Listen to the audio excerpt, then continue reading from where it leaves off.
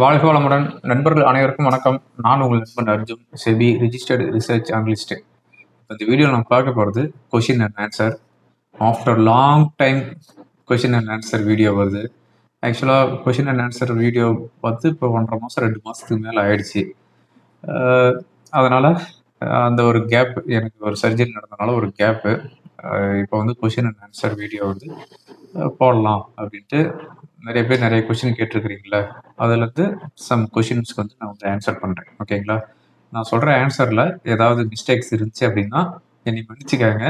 அது வந்து கமெண்ட் பாக்ஸில் போடுங்க, நான் வந்து ரெக்டிஃபை பண்ணிக்கிறேன். ஓகே, இப்போ டைரெக்டாக வந்து கொஷினுக்கு போயிடலாம்.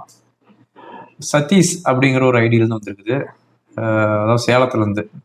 அவர் வந்து என்ன கேட்டுக்கிறாருன்னா, kindly suggest some best mutual fund for SWP அப்படின்னு சொல்லிக்கிறாரு. அதாவது சிஸ்டமேட்டிக் விட்ராயல் பிளானுக்கு ஒரு பெஸ்ட் மியூச்சுவல் ஃபண்ட் சொல்லுங்க அப்படின்னு சொல்றாரு. அதாவது சிஸ்டமேட்டிக் விட்ராயல் பிளானை பொறுத்தவரையும் உங்க அமௌண்ட்ல இருந்து மாசம் மாசம் உங்களுக்கு என்ன அமௌண்ட் கேட்குறீங்களோ அந்த அமௌண்ட் வந்து உங்க அக்கௌண்ட்டுக்கு கிரெடிட் கொடுக்கறது. அப்படிங்கும்போது நீங்க வந்து ஹை ரிஸ்க் இருக்கிற மியூச்சுவல் ஃபண்ட் வந்து இன்வெஸ்ட்மெண்ட் பண்ணக்கூடாது. எப்படி பண்ணணும் அப்படின்னா, ஹைபிரிட் ஃபண்டு அப்படிங்கும்போது உங்களுக்கு வந்து ஈக்விட்டியில கொஞ்சம் இன்வெஸ்ட்மெண்ட் பண்ணுவாங்க, டெப்ட் ஃபண்டில் கொஞ்சம் இன்வெஸ்ட் பண்ணுவாங்க. இல்லை அப்படின்னா பேலன்ஸ்டு அட்வான்டேஜ் ஃபண்டு அதில் வந்து இன்வெஸ்ட்மெண்ட் பண்ணணும். இல்லை அப்படின்னா ஃப்ளெக்ஸி கேப் ஃபண்டு. ஸோ இதில் வந்து இல்லை அப்படின்னா லார்ஜ் கேப் ஃபண்டு. ஸோ இது வந்து உங்களுக்கு வந்து என்ன சொல்கிறது, ரிஸ்க்கு வந்து குறைவு. அதே மாதிரி உங்களுக்கு வந்து ஒரு கன்சிஸ்டண்டான ஒரு ரிட்டர்ன்ஸ் கிடைக்கும். அப்படிங்கும்போது சிஸ்டமேட்டிக் விட்ராயல் பிளானை பொறுத்த வரையும் நீங்கள் வந்து ஹைப்ரிட் ஃபண்டுங்கிறது பெஸ்ட்டாக இருக்கும். அதில் வந்து பார்த்தோம் அப்படின்னா ஹெச்டிஎஃப்சி ஹைப்ரிட் ஃபண்டு, அதுக்கப்புறமா வந்து ஐசிஐசி புடென்சியலில் இருக்குது, இல்லை அப்படின்னா கனரா ரோபிகோவில் வந்து ஈக்விட்டி ஹைப்ரிட் ஃபண்டு. ஸோ இதெல்லாமே வந்து நீங்கள் வந்து இன்வெஸ்ட் பண்ணலாம். அப்படி இல்லை அப்படிங்கிற பட்சத்தில் பராக் பரேக்கில் இருக்கிற ஃப்ளெக்ஸி கேப் ஃபண்டு. ஓகேங்களா? ஸோ இந்த மாதிரியான ஃபண்டில் நீங்கள் வந்து இன்வெஸ்ட் பண்ணீங்க அப்படின்னா உங்களுக்கு வந்து ஒரு கன்சிஸ்டண்டான ஒரு ரிட்டர்ன்ஸ் அதிக ரிஸ்க் இல்லாமல் கிடைக்கும். ஓகே, அதுக்கு அடுத்த கொஷின் வந்து பார்த்தோம் அப்படின்னா, பட்டீஸ்வரர் அப்படிங்கிற ஒரு ஐடி வந்து இருக்குது. நீங்கள் என்சிசி ஷேர்ஸ் பை பண்ண சொன்னீங்க, 300 ருபீஸ் இருக்கும்போது இப்போ 162 இருக்கு, இப்போ பை பண்ணலாமா அப்படின்னு கேட்டுக்கிறாரு. அப்புறமா இன்னொன்று சொல்லிக்கிறாரு, உங்கள் ஹெல்த் எப்படி இருக்குது sir? My self I pray for you and my name is Patteeswaran from Punjai Puliyampatti near Sathyamangalam அப்படின்னு கேட்டுக்கிறாரு. 4 வருஷமா அவங்க சேனலை வந்து ஃபாலோ பண்ணுறேன் அப்படின்னு சொல்லிக்கிறாரு.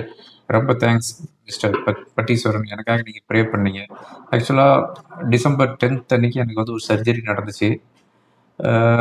அந்த சர்ஜரி பற்றி என்னுடைய யூடியூப்லேயும் நான் போட்டிருந்தேன், ஃபோட்டோவோட போட்டிருந்தேன், டெலகிராம்லேயும் போட்டிருந்தேன். எனக்காக ப்ரே பண்ணிக்காங்கன்னு சொல்லியிருந்தேன். ஏகப்பட்ட பேர் வந்து நிறையா பேர் வந்து ப்ரே பண்ணீங்க, எனக்கு மெசேஜ் பண்ணீங்க. ஒருத்தர் வந்து கோவிலுக்கு போயிட்டு பிரசாதம் வாங்கிட்டு வீட்டுக்கே வந்து கொடுத்துட்டு போனாங்க. ஹாஸ்பிட்டலில் வந்து கொஞ்சம் பேர் வந்து பார்த்தாங்க. ஸோ நான் உங்களுக்குலாம் எப்படி நான் நன்றி சொல்ல போகிறேன்னு தெரில. கண்டிப்பாக நான் வந்து உங்களுக்கு வந்து ஒரு நன்றி கடன் பட்டிருக்கிறேன். இப்போ வந்து அந்த சர்ஜரியிலேருந்து நான் வந்து ரெக்கவரி ஆகிட்டு இருக்கிறேன். ட்ரீட்மெண்ட் வந்து கண்டினியூவாக போயிட்டு இருக்குது. எனக்காக ப்ரே பண்ணவங்களுக்கு எல்லாத்துக்கும் ஒரு மிக்க நன்றி. அது மட்டும் இல்லாமல் எனக்கு இப்போ ஜனவரி 10th அன்னைக்கு வந்து பர்த்டே விஷ் பண்ணவங்களுக்கு எல்லாத்துக்குமே நன்றி. நானாக தான் வந்து என்னுடைய டெலகிராம் சேனலில் போட்டிருந்தேன், எனக்கு வந்து விஷ் பண்ணுங்க அப்படின்னு சொல்லி. ஸோ நிறைய பேர் விஷ் பண்ணியிருந்தீங்க. ஸோ எல்லாத்துக்குமே வந்து மிக்க மிக்க நன்றி. அதே மாதிரி கண்டினியூவாக எனக்காக நீங்கள் வந்து ப்ரே பண்ணுங்க. ஓகேங்களா? நீங்கள் கேட்டிருக்கிற கொஸ்டின் வந்து என்சிசி ஷேர்ஸ் வந்து நீங்கள் இந்த ரேட்டில் வாங்கலாமா அப்படின்னு கேட்டிருக்கிறாரு. இப்போ வேண்டாம். ஆக்சுவலாக நான் வந்து 300 ருபீஸில் ரெக்கமெண்ட் பண்ணேன். 220, 230 ருபீஸில் எக்ஸிட் கொடுத்துட்டேன். அந்த ஷேரை வந்து நான் கன்சிடர் பண்ண வேணாம் அப்படின்னு என்னோட கிளைண்ட்ஸுக்கு வந்து நான் கொடுத்துட்டேன்.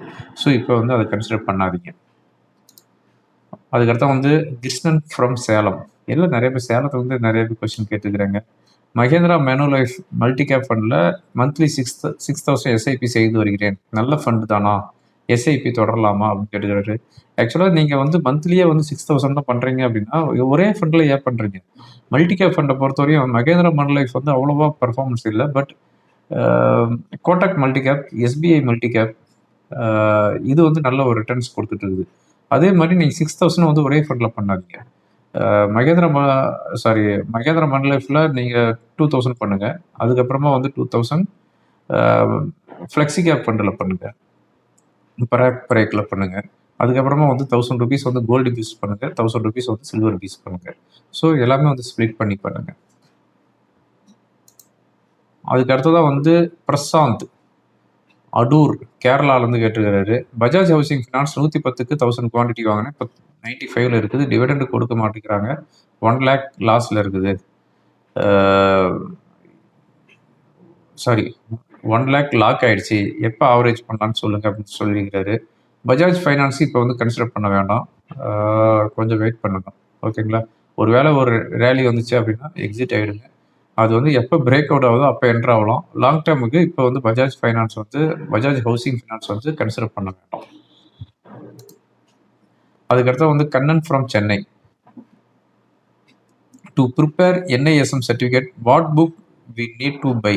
Please suggest. My wife complete MBA finance. Now she wants to prepare NISM certificate கேட்டுக்கிறாரு. ஆக்சுவலாக அவங்க என்ன படிக்கிறாங்கன்னு சொல்லலையே. NISM certificate ப்ரொஃபஷனல் ஆகணும் அப்படின்னா NISMல நிறைய கோர்ஸ் இருக்குது. டெரிவேட்டிவ் இருக்குது, கேஷ் செக்மெண்ட் இருக்குது, கமாடிட்டி செக்மெண்ட் இருக்குது, கரன்சி செக்மெண்ட் இருக்குது, இன்வெஸ்ட்மெண்ட் அட்வைசர் இருக்குது, ரிசர்ச் அனலிஸ்ட் இருக்குது, அதுக்கடுத்ததாக வந்து கிரெடிட் ரேட்டிங் ஏஜென்சி இருக்குது, அதுக்கப்புறம் வந்து ரெஜிஸ்ட்ரார் இருக்குது. ஸோ கிட்டத்தட்ட ஒரு 15 கோர்ஸ் இருக்குது NISM. அது வந்து நீங்கள் எந்த கோர்ஸ் எடுக்கிறீங்க அப்படிங்கிறத எதுவும் மென்ஷன் பண்ண கிடையாது. இல்லை அப்படின்னா NISM வெப்சைட்டில் போயிட்டு பாருங்கள், அதில் என்னென்ன கோர்ஸ் இருக்குது, அது எந்த கோர்ஸ் உங்களுக்கு வந்து சூட் ஆகுதோ அந்த கோர்ஸ் எடுத்து நீங்கள் பண்ணலாம். ஓகேங்களா? அதுக்கடுத்து வந்து உதயகுமார் ஃப்ரம் திண்டுக்கல்லேருந்து கேட்டுக்கிறாரு. Sir share good returns mutual fund as on December 2025 அப்படின்னு கேட்டுக்கிறாரு.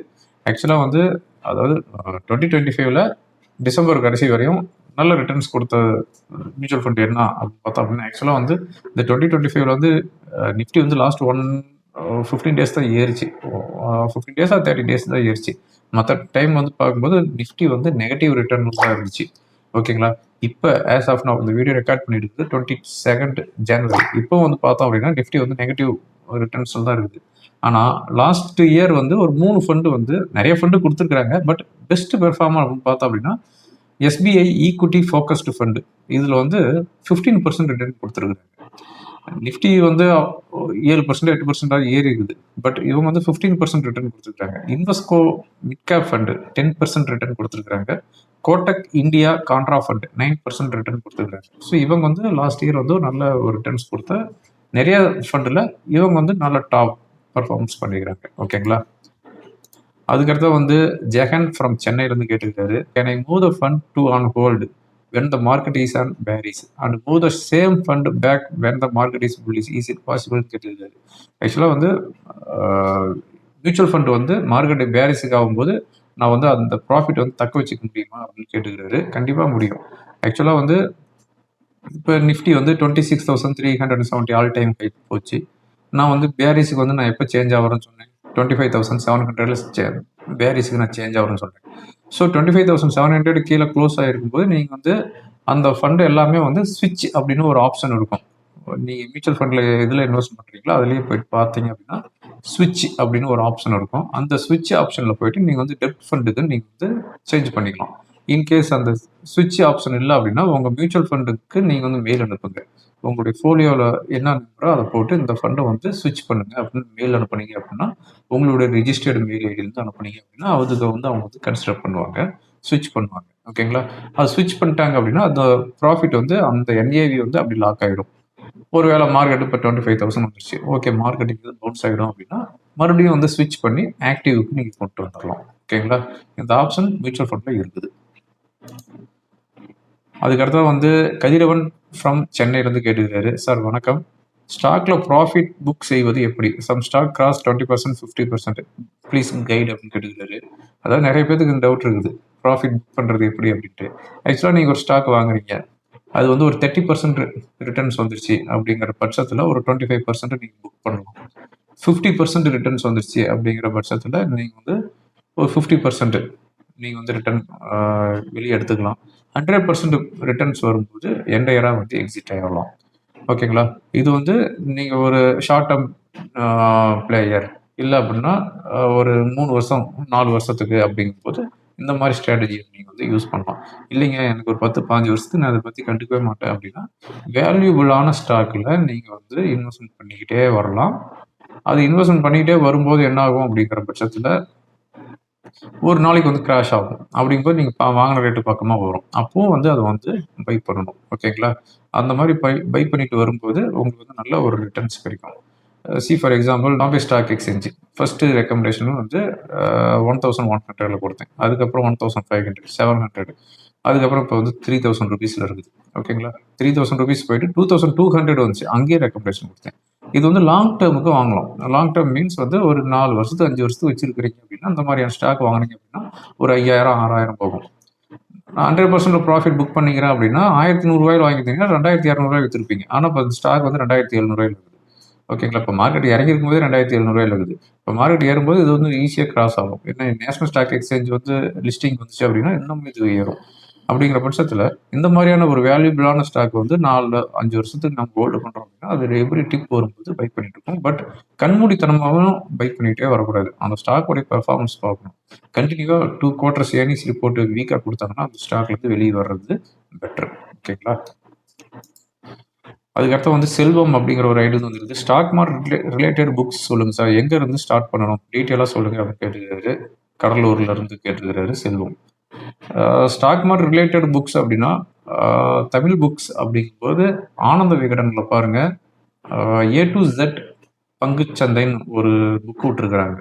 அந்த புக்கு வாங்கி படிங்க. அது குறைந்த விலை தான், 175 ரூபாயா 200 தான். அதுக்கு அடுத்ததாக அல்ல பணம், அந்த புக்கு ஒன்று இருக்குது. அந்த புக்கு வாங்கி கூட படிங்க. ஓகேங்களா, ஸோ இந்த புக்கெல்லாம் படிச்சிங்க அப்படின்னாவே உங்களுக்கு வந்து பேசிக் என்ன அப்படிங்கிறது தெரிஞ்சிடும். பட் ப்ராக்டிக்கலாக என்னங்கிறது நீங்கள் பணத்தை போட்டு செஞ்சால் தான் தெரியும். அதுக்கடுத்தா வந்து ஸ்ரீமன் ஃப்ரம் திருநெல்வேலியிலேருந்து கேட்டுக்கிறாரு, வேதாந்தா டாடா ஸ்டீல் ஹோல்டு பண்ணலாமான்னு கேட்டுக்கிறாரு. ரெண்டுமே ஹோல்டு பண்ணலாம். வேதாந்தா வந்து இப்போ சம் மெர்ஜ் பண்ண போகிறாங்க, அதோட போனஸ் ஷேர்ஸ்லாம் கிடைக்க போகுது. அப்படிங்கும்போது அது மட்டும் இல்லாமல் கண்டினியூவாக டிவிடெண்ட் கொடுத்துட்டு இருக்கிற கம்பெனி. டாடா ஸ்டீலும் ஹோல்டு பண்ணலாம். அதுக்கடுத்து வந்து மதன் குமார் தாராபுரம் திருப்பூர் டிஸ்ட்ரிக்ட்லேருந்து கேட்டுக்கிறாரு, மியூச்சுவல் ஃபண்டில் எந்த கோல்டு ETF பெட்டராக இருக்குன்னு சொல்லுங்க அப்படின்னு கேட்டுக்கிறாரு. கோல்டு ETF பொறுத்தவரையும் ரிட்டர்ன்ஸ் எல்லாமே வந்து சேம் ரிட்டர்ன்ஸ் தான். ஆனால் அதில் இருக்கிற என்ட்ரி லோடு எக்ஸிட் லோடு மட்டும்தான் ஒவ்வொரு ஃபண்டுக்கும் வந்து ஸ்லைட்லி சேஞ்சஸ் இருக்கும். அப்படிங்கும்போது நீங்கள் வந்து எந்த ஃபண்டில் வேணாலும் நீங்கள் வந்து ETF வந்து இன்வெஸ்ட் பண்ணலாம். ரிட்டர்ன்ஸ் எல்லாம் வந்து சேம் ரிட்டர்ன்ஸ் தான். அதுக்கடுத்தது வந்து ஃப்ரெண்ட்ஸ் புக்ஸ் அப்படிங்கிற ஒரு ஐடியா வந்து இருக்குது. அதாவது குமார் சர்கலி சீர்காழி அங்கேருந்து கேட்டுக்கிறாரு, வாழ்க வளமுடன் என்பது தவறு, வாழ்க வளத்துடன் என்பதே சரி. இதை பற்றி நிறைய பேர் கமெண்ட்ல போடுறாங்க, இப்படி சொல்லாதீங்க, வாழ்க வளமுடன் சொல்லாதீங்க, வாழ்க வளத்துடன் சொல்லுங்க அப்படின்னு சொல்றாங்க. ஆக்சுவலாக வாழ்க வளமுடன் சொல்றது வந்து வேதாத்திரி மகரிஷி, அவர் வந்து வாழ்க வளமுடன் சொல்லிட்டு போய்கிறாரு. அதாவது வாழ்க வளத்துடன் அப்படின்னு சொல்லலாம், வாழ்க நலமுடன் அப்படின்னு சொல்லலாம். ஸோ நம்ம புரிஞ்சுக்கிறது தாங்க இருக்குது. ஓகேங்களா, 3 நாளும் 7 தான், 4 3 7 தான். அப்படிங்கும்போது வாழ்க வளமுடன் அப்படின்னு நம்ம வந்து ஒருத்தரை வந்து சொல்லும்போது அங்கே வந்து ஒரு பாசிட்டிவ் எனர்ஜி, பாசிட்டிவ் வைப் வந்து அங்கே வருது. அப்படிங்கும்போது நான் என்னுடைய வீடியோவில் வந்து வாழ்க வளமுடன் அப்படின்னு சொல்லி ஆரம்பிக்கும் போது உங்களுக்கு வந்து ஒரு பாசிட்டிவ் எனர்ஜி கிடைக்கும். நீங்கள் வந்து அதை பார்த்து நீங்கள் இன்னும் ஒரு ஃப்ரெண்ட்ஸுக்கிட்ட பேசும்போது வாழ்க வளமுடன் அப்படின்னு சொன்னீங்க அப்படின்னா உங்களுக்குள்ள இருக்கிற ஒரு நட்பு வந்து இன்னும் கொஞ்சம் ஸ்ட்ராங் ஆகும். ஆக்சுவலாக என்னுடைய ஒய்ஃபு ஃபோன் பண்ணாங்க அப்படின்னா யார் ஃபோன் எடுத்தாலும் உடனே வந்து வாழ்க வளமுடன் அப்படின்னு சொல்லி தான் ஆரம்பிப்பாங்க.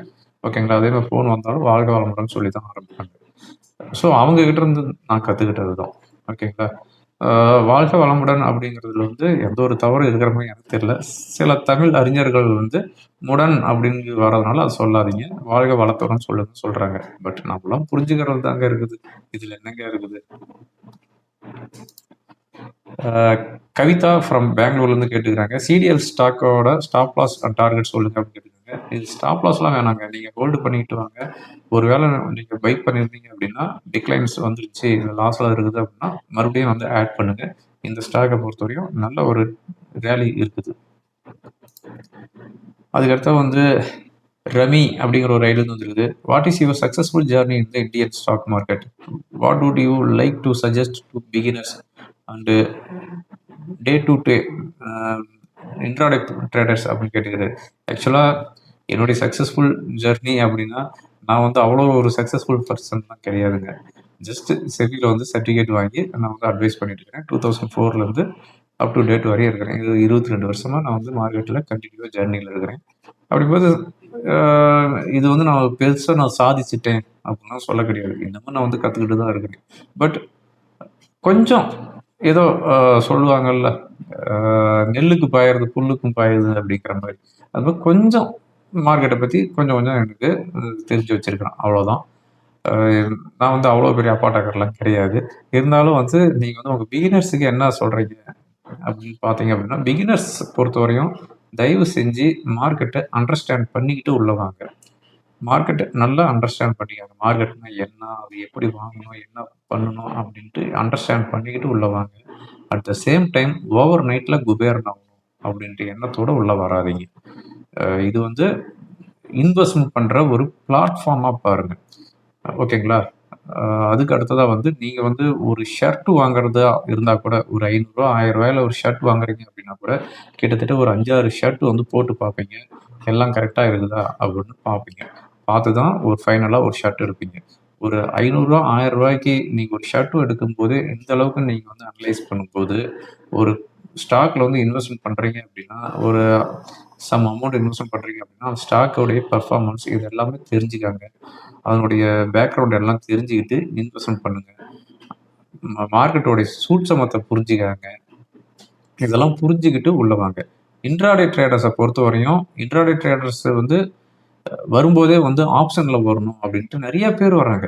நெறைய பேர் என்ன பண்றாங்க அப்படின்னா, ஆப்ஷன் ட்ரேடிங்கு ஓவர் நைட்ல பெரிய ஆளாயிரலாம் அப்படின்ட்டு வராங்க. இப்ப நான் ரீசென்ட்டா ஒரு காலேஜ்ல செமினாருக்கு போயிருக்கும்போது, காலேஜ் ஸ்டூடண்ட்டு அவங்களுக்கு குடுக்குற பாக்கெட் மனில வந்து ஆப்ஷன் ட்ரேட் பண்றாங்க. அவங்களுக்கு ஆப்ஷன்ல வந்து இப்போ ஒரு கையில ஒரு ரூ. 500 வச்சிருக்காங்கன்னா, ரூ. 500க்கு எந்த ஆப்ஷன் வாங்கலாம்? கால் ஆப்ஷனா? புட் ஆப்ஷனா? அந்த ஏதாவது ஒரு ஆப்ஷன வாங்கிட்டு வச்சிருக்கிறாங்க. ஓகேங்களா? ஸோ அந்த மாரியான மோகம் வந்துருச்சு ஆப்ஷன் ட்ரேடிங்கு. ஆக்சுவலா வந்து செபி வந்து இதெல்லாம் தடுக்கணும் அப்படின்னு தான் mid cap Nifty, fin Nifty, bank Nifty weekly option வந்து துவக்குனாங்க.